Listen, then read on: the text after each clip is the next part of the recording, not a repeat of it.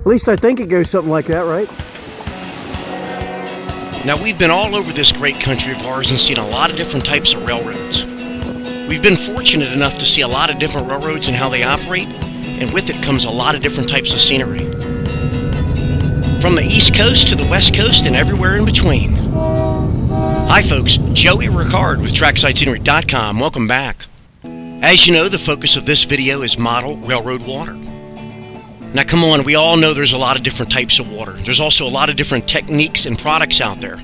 So for the sake of this video, I'm going to narrow it down and show you a simple method that I use to make water quick and easy. It's obvious that railroads and water go hand in hand. In a lot of cases, the railroad follows the natural course of the waterway to gain or drop elevation. In other areas, the railroad cuts a straight path and simply crosses over.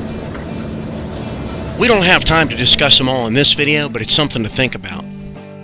The water or waterway that you choose obviously depends on the area that you're modeling, whether it was influenced by man or simply created by Mother Nature. With or without water in it, the waterway itself is a very important element in creating a believable scene. So whether you're modeling a dry stream bed, a wide river, or just a smooth, cool running stream, it all makes a difference in how the final scene comes out. Now just to clarify, the how-to portion of this video is not concerned with benchwork or terrain. And it's also not related to the scenery materials that you're using for your stream bed and surrounding areas. If you need more information or inspiration, you can refer back to some of our other videos here on the YouTube channel. So why all the hubbub before we get to actually making the water? Because in my book, what's under the water is more important than the water itself. Now, of course, that doesn't apply if you're creating a harbor scene or some water that's deep enough where you can't see the bottom. So now as we move into the water portion of the video, what kind of water are you going to model? Of course, you can model any type of water that you want, but for the sake of this video, we got to start somewhere. We just don't have time to talk about all the different methods and all the different products that you could use, but we're going to use a pretty quick and pretty easy method to model a simple scene. If you've never modeled water before, this is a good way to get started. It's really easy. Well, sort of. If you've watched any of our videos before, you should be familiar with the spruce cullen timber layout. It's already finished, so what I'm doing is I'm retrofitting a scene. As you can see, there's an existing stream over on the east side of the layout. I really like that scene, and believe me, it's provided a lot of photo opportunities, but over on the west side of the layout, there was just something missing.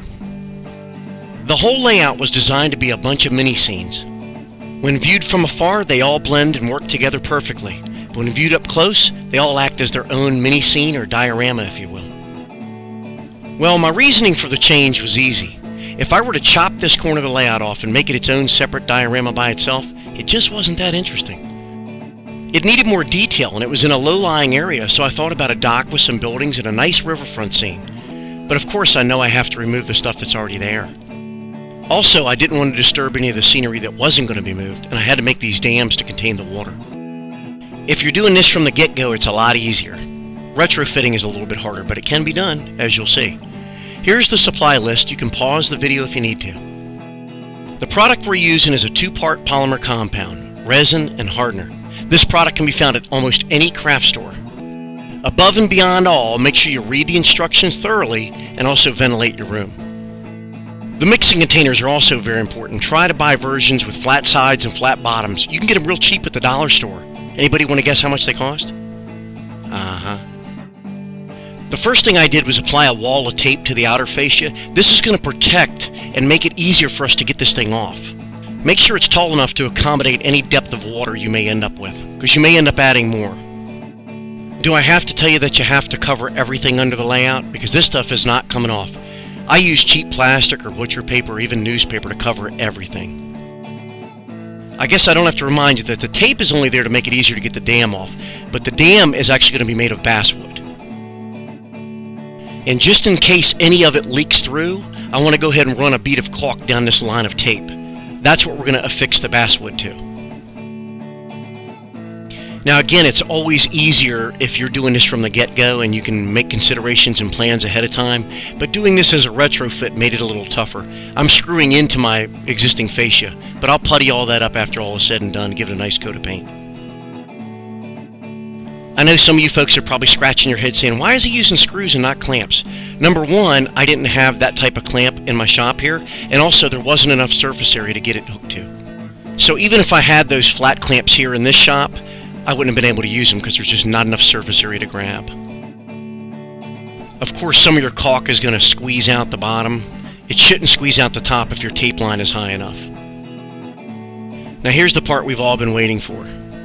Your primary concern at this point is to pour this in equal amounts. And if you'll notice, I'm just eyeing up the bottles to make sure they're close. If it helps, you can use a measuring tape, or you can put a piece of tape on each bottle as you pour to get to the same level. Not only is this a two-part mix, the resin and the hardener, it's also a two-step process where you're actually going to mix everything up for a couple of minutes in one container and then scoop it all into another container and keep mixing. This assures a good mixture. Did I mention to buy enough containers? They're cheap. I'm not kidding when I say that you should really plan your pour ahead of time, even before you mix this stuff up. Take the container over to the layout or diorama and actually pretend like you're pouring the stuff, because there's nothing worse than getting all this into a giant container like I have here and then not being able to fit it under a bridge or in between trees or something like that. So plan ahead of time. At this point with the first layer, I'm just trying to make sure it gets a good full coat. Obviously I've done this before, so I'm confident in my abilities not to sling and slop this stuff all over the place, but you want to be very careful. There would be nothing worse right now than to have a drop of that stuff come off of that stir stick and go right onto the deck. Now that the first layer's down, you can go ahead and help it along a little bit by using your breath to ease some of the surface bubbles. I bet the layout citizens are happy I didn't eat a meatball sub with onions. Have you ever been at a birthday party where you know the guy that's getting ready to blow out the candles has bad breath? Now you don't want to eat a piece of cake? Yeah. Of course, the process for the second layer is just like the first, except for one thing. Come on. We're using different containers. Clean, fresh containers. But same thing. I can't stress enough, just be careful what you're banging into with the end of the stir stick and watch those drips. With this second layer, I'm more concerned with making sure that we get full coverage in places that the first layer didn't cover. Naturally, by itself, this stuff, just like real water, is going to flow on its own, but it's going to need a little bit of help. It's thicker. Although you can't tell, I'm keeping an eye out under the layout for any leaks or drips. This becomes more important with each successive layer because the water is getting deeper.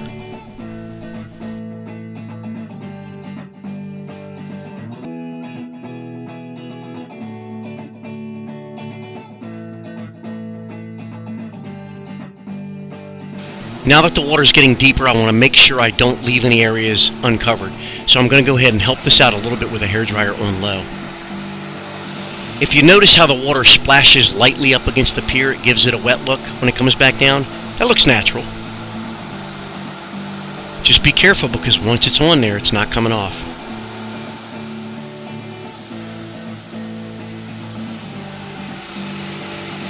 Now's the time to make sure any scenic elements are properly positioned and in the right place.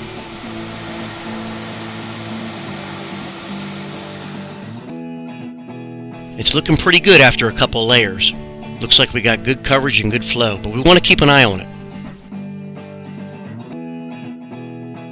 Sometimes it takes a while for this stuff to settle and to flow. It could be an hour or so. So you want to make sure that you keep checking back with it and definitely look up underneath the layout to make sure there's no drips and leaks. I don't know that I've had a time where I used this stuff where I didn't have some sort of little leak, which is fine, because once it starts drying, the next layer you put over top of it should be fine.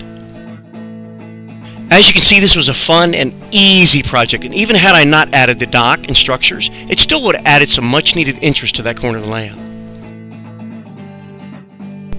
As soon as the water had cured enough, I couldn't wait to add some details to the scene and take some pictures. There's a lot of different ways you can use this and similar products to create believable water effects easily. More than anything, I hope this took the fear out of it for those that haven't modeled water before. Give it a try, you'll love it. You're not going to be able to hear me. What's that? I can't hear you. Playing a sax. This is Joey Ricard with TracksiteScenery.com. Thanks for watching. See you next time.